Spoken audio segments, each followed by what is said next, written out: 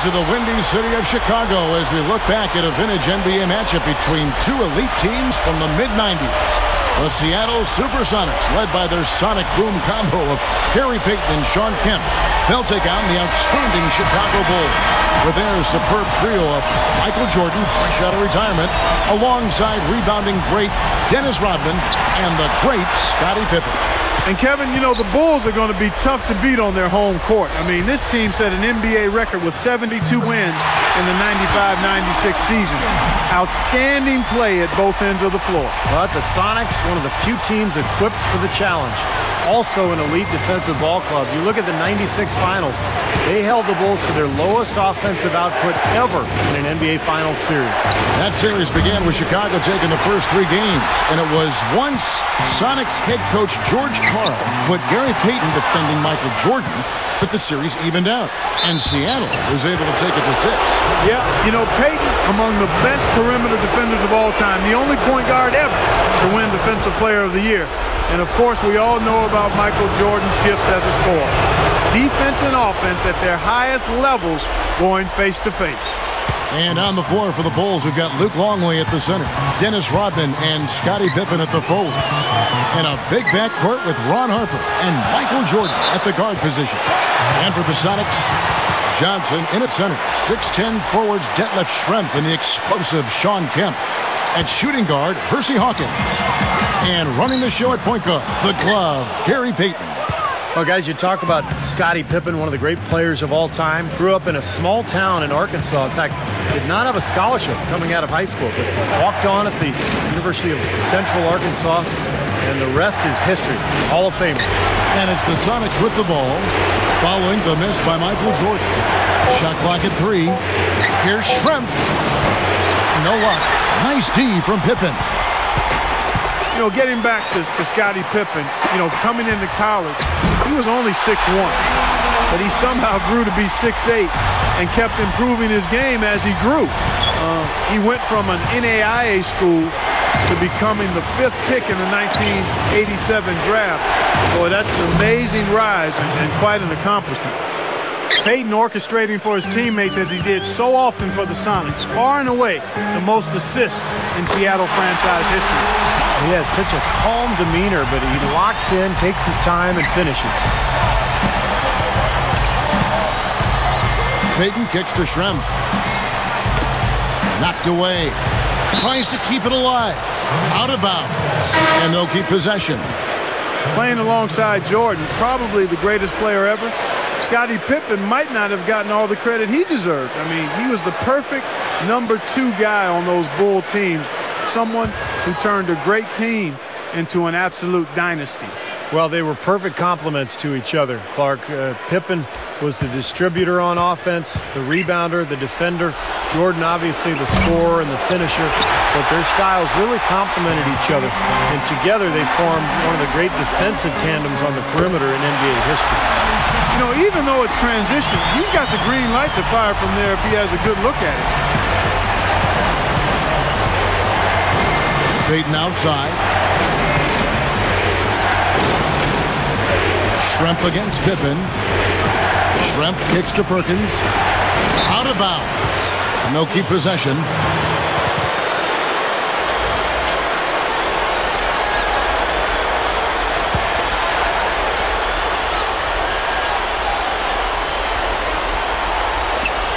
Here's Payton. Just 5 on the clock. And you talk about the incredible rebounding of Dennis Rodman, guys. In 91-92, he averaged almost 19 rebounds a game, the highest mark since Wilt Chamberlain 20 years prior. Yeah, that's the best rebounding mark in the last 40 years from a guy 6'7", so pretty remarkable. Well, Gary Payton, a 9-time NBA All-Star, twice selected first-team All-NBA, and not to mention a gold medalist in 96 and 2000. Now here's Payton.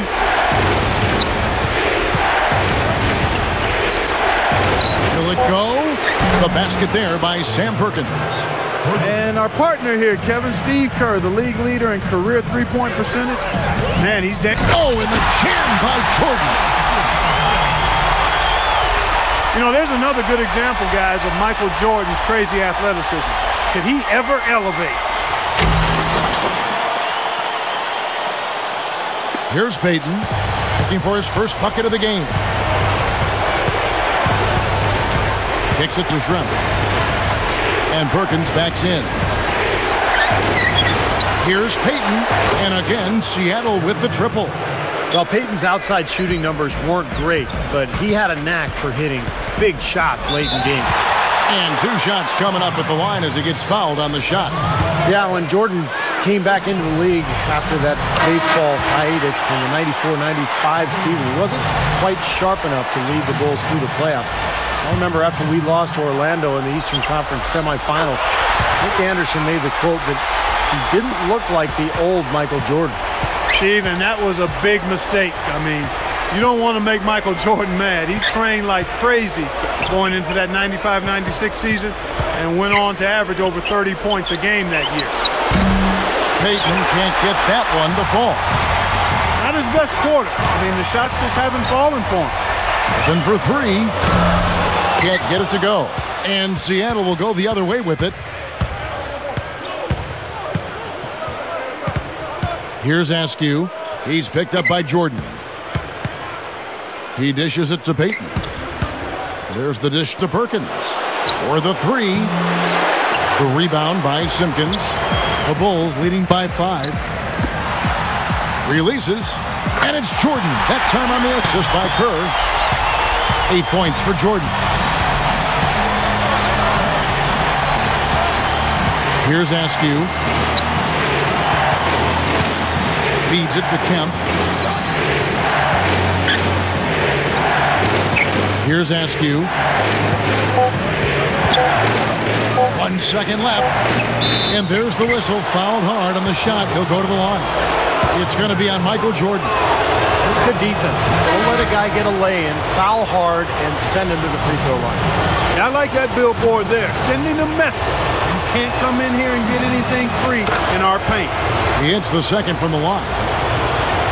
He gets it up. Offense, the order of the day as the first quarter comes to a close. Bulls lead.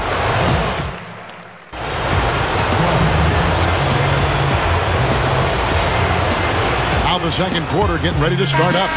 Pippen was one of the most durable players imaginable. I mean, he never got tired, even in big games. I mean, he could play 48 minutes, and he looked just the same at the end as he did at the beginning. You know, Steve, more than 200 playoff games in his career. Just another thing that made Pippen the ultimate winner. We've got Bushler. Dennis Rodman is out there, Tony Kukoc. Then there's Harper, and it's Longley in at the 5, roaming the paint.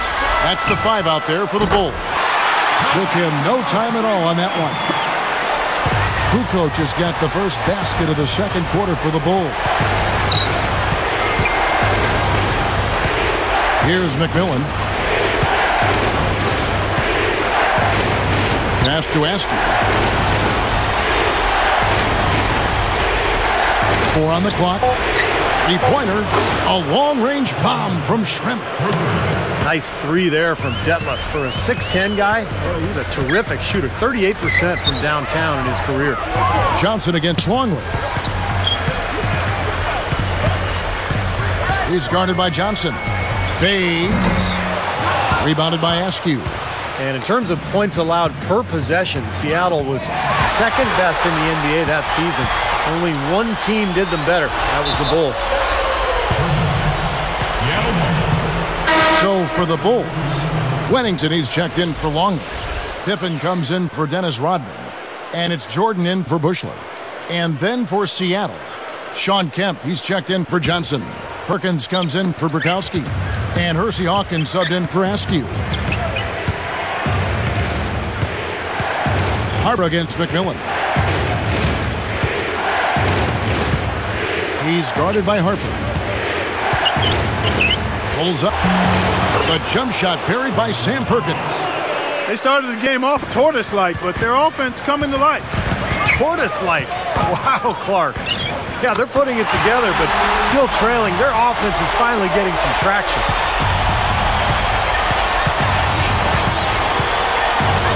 Here's McMillan. Still looking to get on the scoreboard.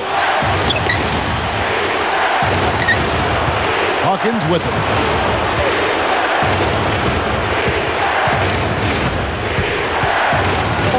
Seattle needs to get off a shot. McMillan can't make it work. And Jordan was no slouch as a rebounder. I mean, over 6 per game was his career average. Pippen against Schrempf. Here's McMillan. From past the arc. No good from Perkins. Scottie Pippen had a career most guys can only dream about. Guys, in his 17 years in the league, he made it to the postseason 16 times. I mean, he's just a winner. Fader on the way. A shot by Jordan, no good. And they're struggling a little bit on the glass. They've got to pick up their physical play in the paint. Yeah, it's about being tougher and more physical, just as you said, Steve. If they can do that better, they've got a chance to come back. 6 to shoot. Hawkins. The jumper buried by the Hawk. Percy Hawkins. That's 4 of their last 5 coming from long range. This offense is cooking. Yeah, it's rolling, really rolling. And defensively, they kept collapsing, Steve, and leaving them open. So now they're in trouble. They're in a real dilemma now. And Michael Jordan, former North Carolina Tar Heel, alongside Sam Perkins and James Worthy. He won a national championship in 1982. Jordan stepped up big in that game with 16 points, 9 rebounds, and the game-winning jump shot. Here's what Chicago's going with right now. Luke Longley's checked in for Winnington. Rodman comes in for Scottie Pippen. And Steve Kerr is subbed in for Ron Harper. He passes to Hawkins.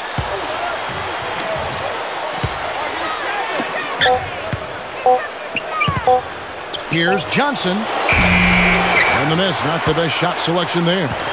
And Michael Jordan went on to play till his junior season in North Carolina. Numerous College Player of the Year awards. A highly regarded prospect coming into the NBA. Yeah, you know, Kevin, and he surprisingly slid to the 3rd pick in the '84 draft. I mean, Chicago fans really happy that he did, as he won Rookie of the Year and was an all-star starter in his rookie season. Payton up top, defended by Kerr. Kicks it out to Hawkins. Over Jordan. Releases from the wing and drills it. 10 points for him.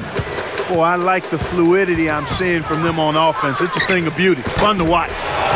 Yeah, it is. They're moving the ball well, finding the open man, making that extra pass. They're playing very unselfishly right now. Well, there's a durability aspect to Gary Payton's game that you can't forget about. This is a guy who missed only 2 games in his first decade in the league. I mean, he was there every single night. And you know what, Steve? By the time his 17-year career was over, he'd only sat out 25 games total. Remarkable. And most of those weren't because he was hurt. There were a few suspensions along the way, so tremendous durability and toughness to answer the bell that consistent. Solid advantage in the rebounding totals for them so far here. You know, in every game, but particularly in a close game, every little advantage you can use helps, and they're certainly enjoying one on the glass here. On the mark from 16 feet out. Jordan's got 14. And that concludes the first half. It's the Bulls leading by 6.